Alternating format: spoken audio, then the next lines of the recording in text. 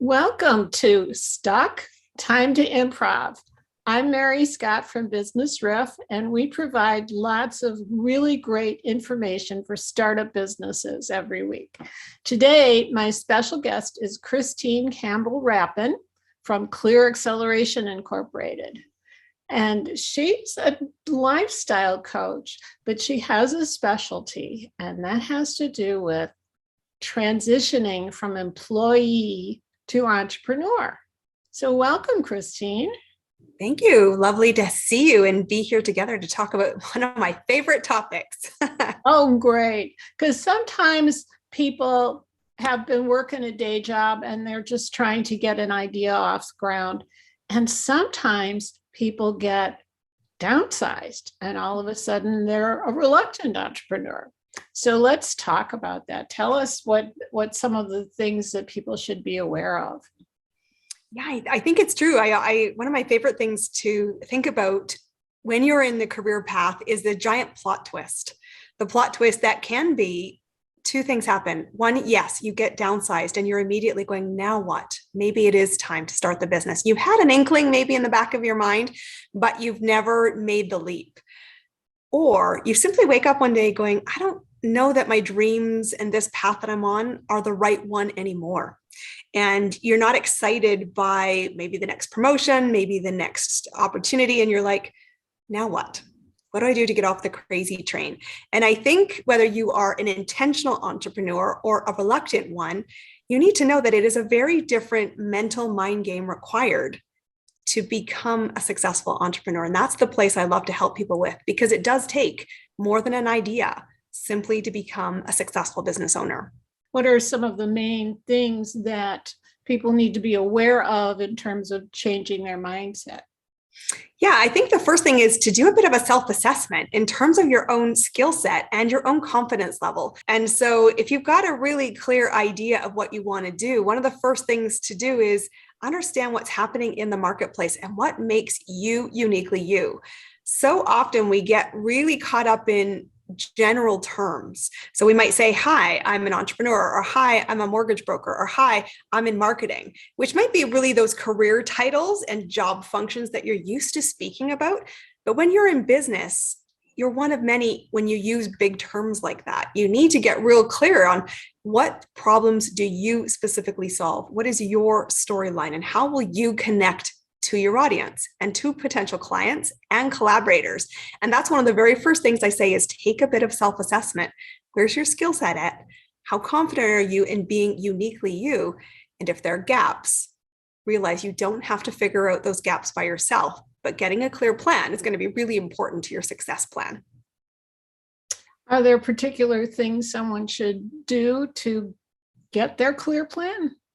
Yeah, one of the things that I really recommend people do, and this is something I know I personally did when I made that decision myself, is to go through, I have a worksheet, it's on my website and I recommend it, you can download it, it's a free one, but it's really imagining what your future could look like. And it's a visualization piece. And you start to really get the look, the feel, the attributes of what does your perfect opportunity look like. You need to know your own skill set, where your passions lie, because passion is a big part of success in business, but it takes more than just passion. And so I would say start by brainstorming. There's 10 questions that I take people through, and so you can download that resource. But once you've done that, be mindful not to get caught so up in your head about the how. Yes, you need an action plan, and there's a million resources out there to help you. But first, importantly, we need to know what you want to do and why you want to do it. The how will come later. And too often we think the how comes first, and it doesn't, which takes a giant leap of faith to come to terms with. Okay. Are there rude awakenings that typically happen when you're transitioning from employee to an entrepreneur? Yes, I think there are. And I think I would say there's three.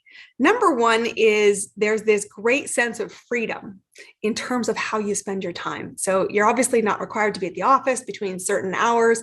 You're able to set your own agenda, choose how you do your day, how you're dressed, and all of the bits and pieces.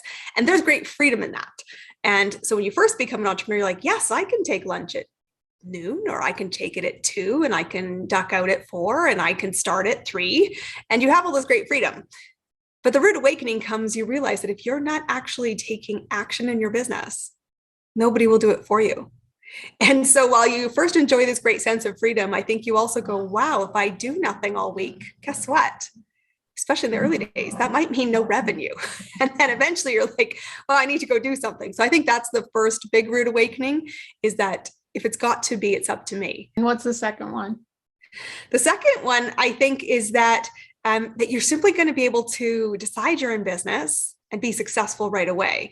And what I mean by that is many people who leave the workplace think they have a great skill, and that's what they're going to use as their business. I'm going to deliver that same skill, but be solo entrepreneur.